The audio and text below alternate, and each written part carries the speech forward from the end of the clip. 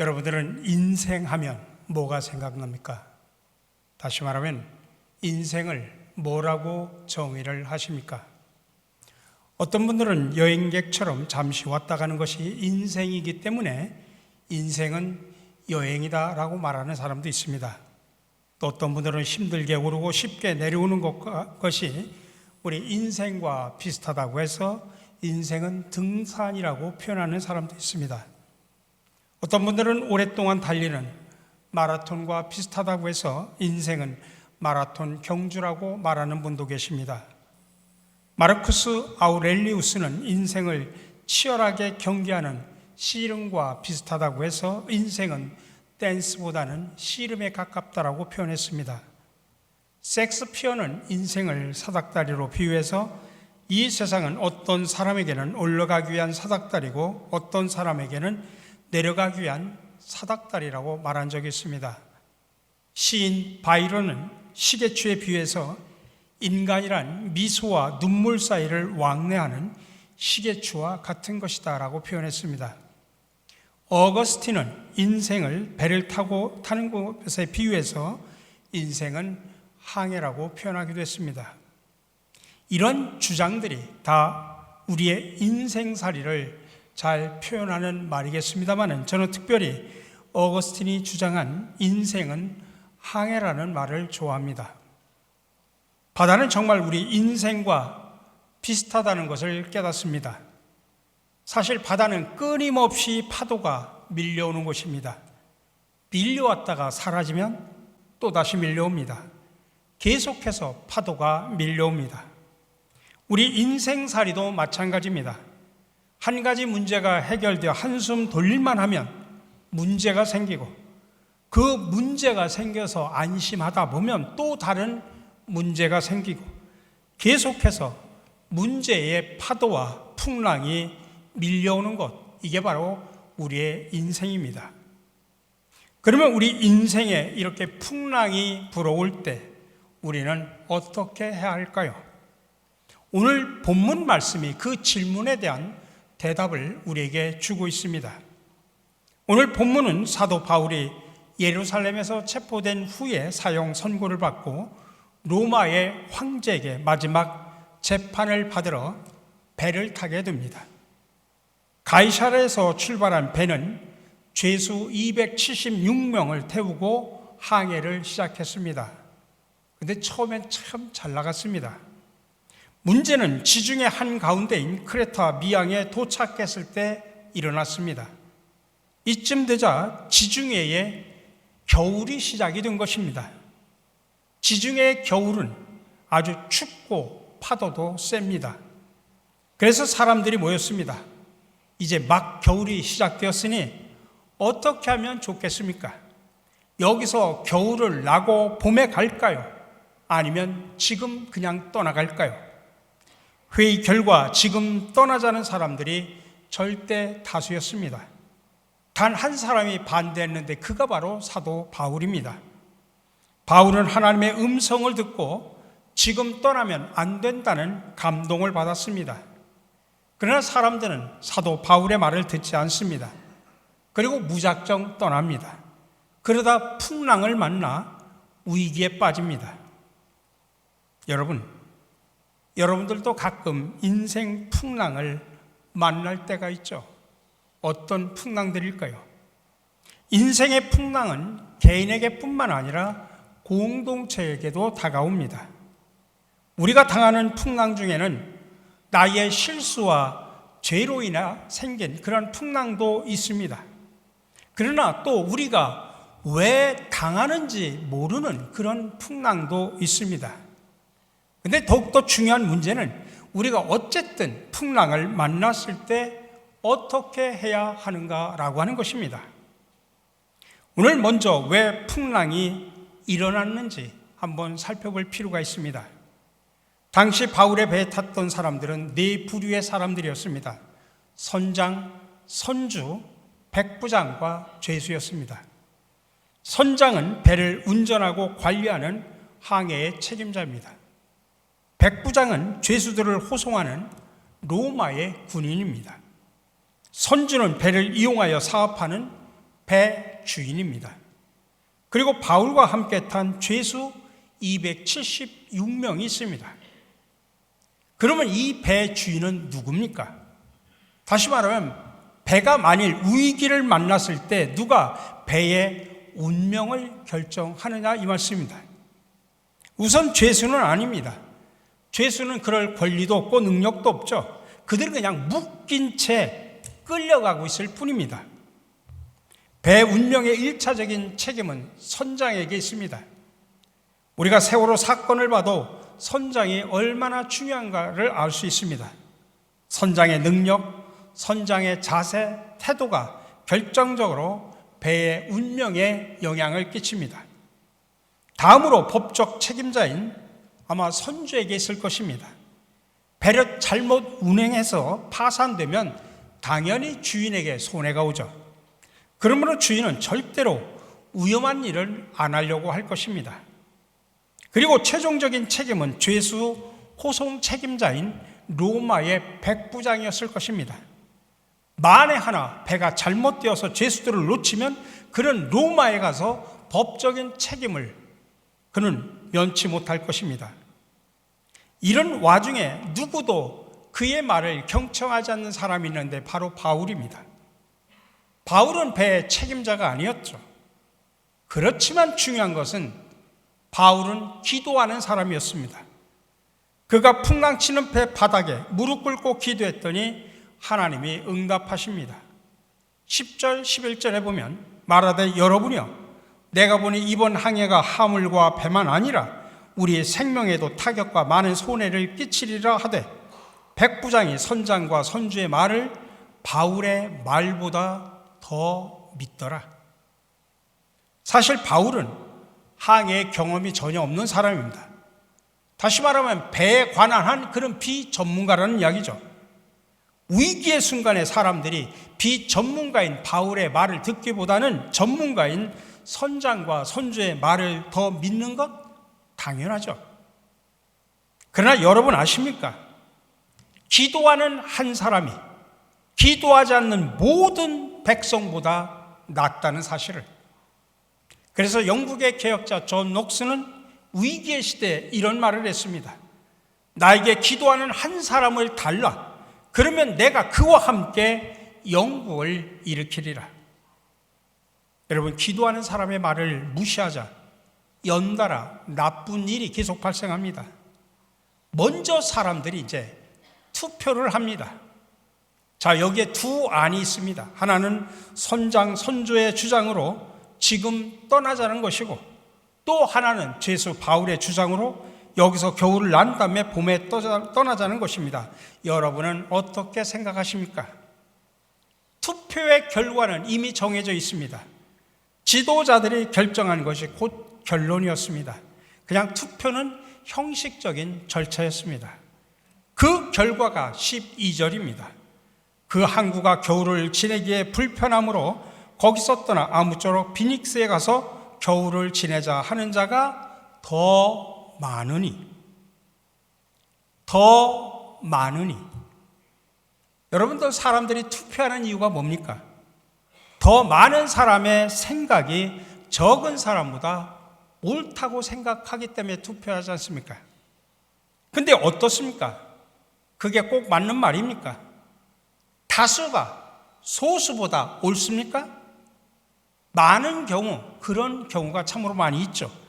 그러나 꼭 그렇지만은 않습니다. 이스라엘 백성이 모세와 함께 애굽에서 나왔습니다. 남자만 60만이었다고 하니 남녀노소 합치면 300만 명 이상 되었을 것입니다. 그 많은 사람이 출애굽을 해서 광야로 나오면서 그때부터 불평을 하기 시작을 합니다. 왜 우리를 광야로 끌고 왔느냐? 애굽에 있을 때는 잘 먹고 잘 살았는데 여기 와 보니 먹을 양식도 없고 물도 없다면서 모세 리더에게 항의합니다. 여러분, 그때 만일 모세가 백성들에게 투표를 했다면 모세와 여호수아, 갈렙만 빼고 전부 애굽으로 돌아가자고 찬성을 했을 것입니다. 만일 그랬다면 이스라엘은 절대로 영영 가나안 땅에 들어가지 못했을 것입니다. 빌라도 앞에서 예수님이 바라바와 함께 재판을 받았습니다. 내가 너희에게 누구를 놓아주기를 원하느냐? 바라바냐 예수냐? 100%의 군중들이 소리칩니다. 바라바를 놓아주고 예수를 죽이셔. 여러분, 그들의 주장이 옳았습니까? 근데 정말로 신비한 것은 하나님이 옳지 않은 다수의 주장을 이용해서 하나님의 뜻을 이루었다는 이야기입니다. 그러나 군중들의 말이 옳아서 예수님이 죽은 것은 절대로 아니죠. 그렇습니다. 교회는 여러 가지 사안을 민주적으로 처리하기 위해서 교인들의 의사를 물을 때가 있습니다. 그것은 아마 우리가 할 수 있는 최선의 선택일 것입니다. 그러나 우리는 동시에 알아야 합니다. 많은 사람들의 생각이라도 하나님의 생각보다는 옳지 않다는 것을. 여러분, 예수님도 다수결에 죽었다는 사실을 기억하시기 바랍니다. 하나님이 저와 여러분을 통해서 일하시지만 우리가 하나님을 대신할 수는 없습니다. 인류가 발견한 최상의 방법이 바로 민주주의죠. 그러나 성경이 말하고 있는 최고의 방법은 신본주의입니다. 우리는 교회를 위해서, 나라를 위해서 내 뜻을 말할 수 있지만 최후의 순간에는 언제나 하나님의 뜻에 복종할 자세를 가져야 합니다. 하나님의 나라는 다수결입니까? 아니면 하나님이 결정합니까? 교회 체제는 민주적입니까? 아니면 신본주의입니까? 근데 문제는 투표가 끝나서 막 출발했는데 순풍이 불기 시작했다는 이야기입니다. 13절입니다. 남풍이 순하게 불매 그들이 뜻을 이룬 줄 알고 닷을 감아 그들에 대해 해변을 끼고 항해하더니, 사람들이 선장의 말을 따라서 막 출발했는데 바람이 불기 시작합니다. 남풍은 부드러운 바람입니다. 항해하기에 너무나 좋은 바람입니다. 그래서 사람들은 속으로 생각합니다. 그러면 그렇지, 우리가 정말 결정을 잘했어. 바람도 이렇게 순풍으로 불잖아. 그런데 여러분, 결과가 어떻게 됐습니까? 엄청난 그 다음에 풍랑을 만나서 모두가 다 죽을 뻔합니다. 우리가 빠지기 쉬운 유혹이 바로 이것이다라는 이야기입니다. 자기가 기도도 없이 어떤 결정을 해놓고 어떤 환경을 자기 좋을 대로 해석을 하는 것입니다.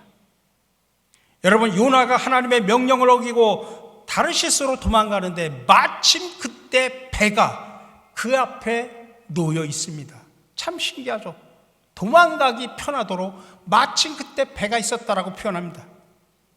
하와도 먹지 말라는 선악과를 바라보는 순간 어땠습니까? 먹음직하고 보암직하고 탐스러웠다라고 이야기합니다.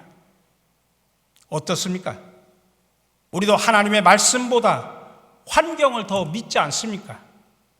기도하는 비전문가의 말보다 기도하지 않은 전문가의 말을 더 신뢰하고 있지 않습니까? 이것이 바로 우리가 인생을 살아가면서 풍랑을 만나는 이유입니다.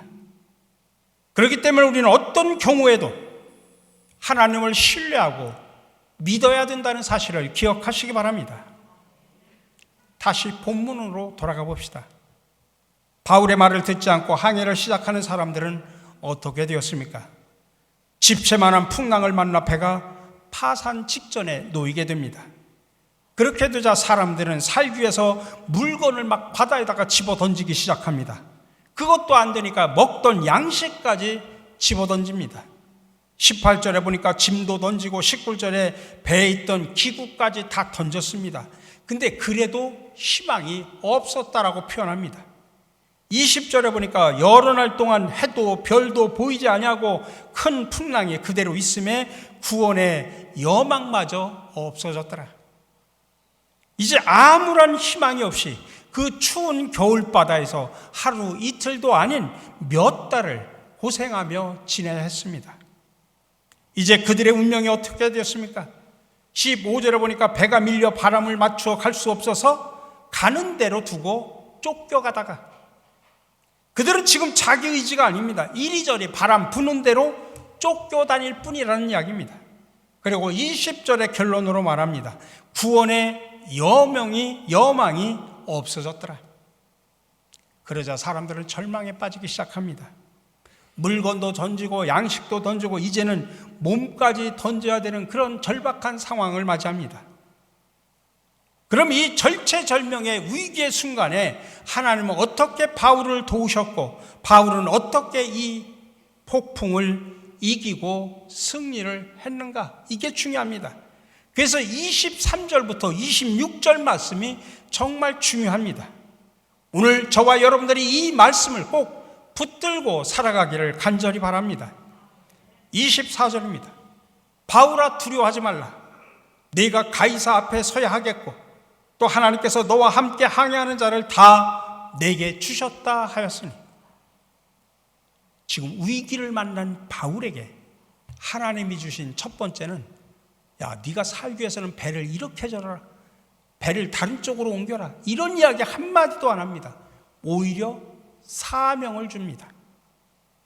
위기를 만난 바울에게 하나님이 주신 말씀은 오히려 사명입니다. 바울아, 내가 지금 위기를 만났구나. 그래서 너는 지금 생존을 위해서 힘든 몸부림을 치고 있지만 너에게는 생존보다 더 중요한 사명이 있다.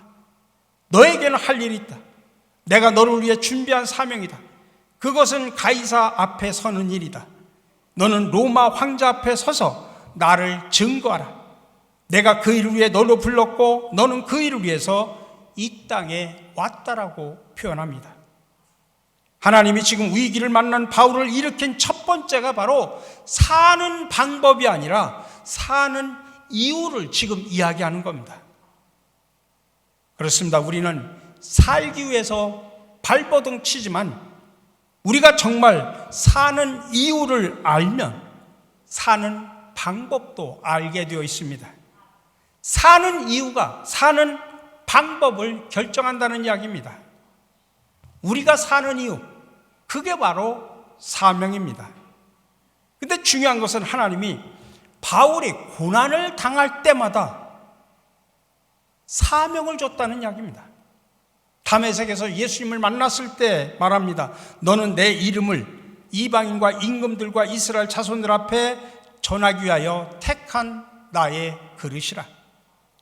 지금 공의 앞에서 위험한 일을 당할 때도 그날 밤 주님이 바울 곁에 서서 이렇게 말씀하셨다. 용기를 내어라. 네가 예루살렘에서 나를 증거한 것처럼 로마에서도 증거해야 된다. 여러분, 하늘의 뜻을 거스르지 않는 것이 우리가 이 땅에 사는 이유임을 아시기 바랍니다. 그리고 오늘 마지막으로 풍랑 속에서 24절에서 말합니다. 바울아 두려워하지 말라.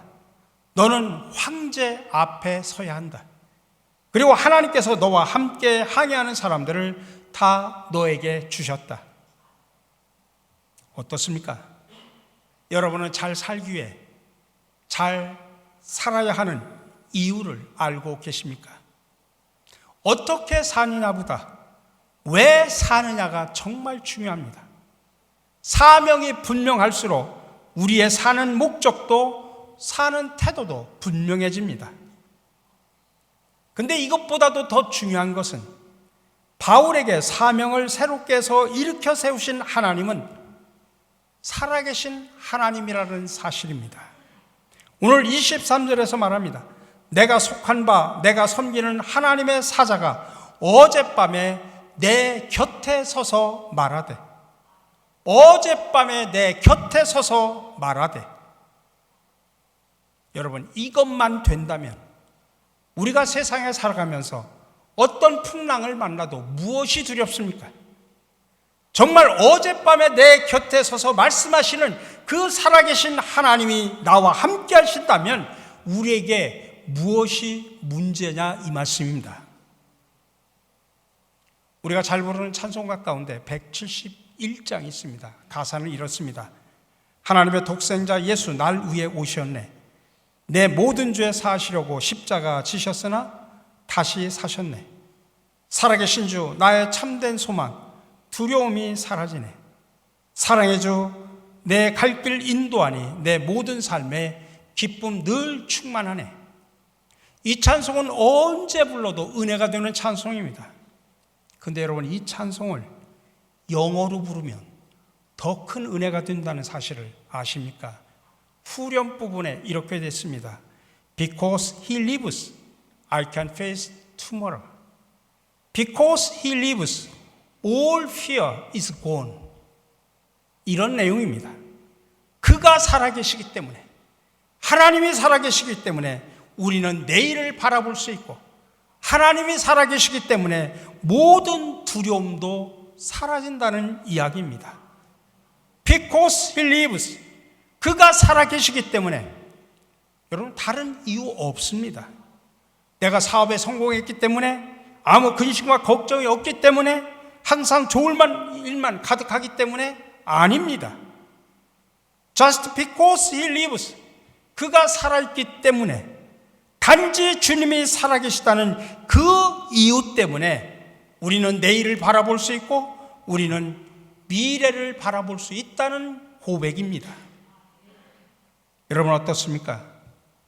Because he lives, 하나님이 살아계시기 때문에 여러분도 지금 살아있음을 믿습니까?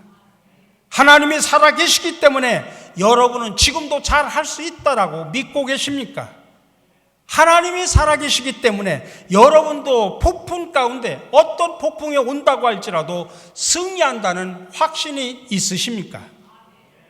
Because he lives, 우리가 위기를 만나고 인생 폭풍을 만나고 온갖 종류의 풍랑을 만나도 살아계신 하나님이 우리 곁에 서서 안심하라, 반드시 말씀대로 되리라, 안심하라, 내가 너와 함께하리라, 안심하라, 내가 너를 도와주리라는 이 주님의 음성을 들을 수 있는 영적인 귀가 활짝 열려지기를 간절히 바랍니다. 살아계신 하나님이 영원히 여러분과 함께 계십니다. 그 믿음을 가지고 어떤 풍랑 속에서든지 승리하며 살아가시는 저와 여러분들이 되시기를 주님의 이름으로 간절히 축원합니다.